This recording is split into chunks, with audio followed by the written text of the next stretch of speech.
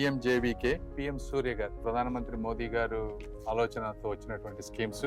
పిఎంజేవీకే వచ్చేటప్పటికి మైనారిటీస్ కి సంబంధించింది.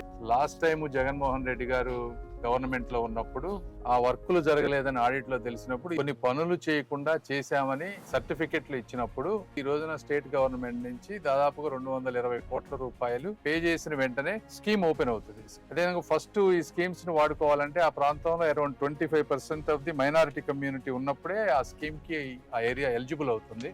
ఇప్పటి వరకు ఫిరంగిపురం మాత్రమే ఉంది. గుంటూరు ఈస్ట్ కూడా ఒక 5 ఏరియాలన్నీ ఆ స్కీమ్ కి క్వాలిఫై అయ్యే విధంగా టేకప్ చేస్తాం. రెండోది వచ్చేటప్పటికి పిఎం సూర్య గారు, నారా చంద్రబాబు నాయుడు గారు కూడా దీని మీద చాలా దృష్టి పెట్టారు. ఈ స్కీమ్ ప్రకారం టోటల్ గా గుంటూరు ప్రాంతంలో 1,16,000 మంది రిజిస్టర్ అయ్యారు ఈ స్కీమ్ కావాలని.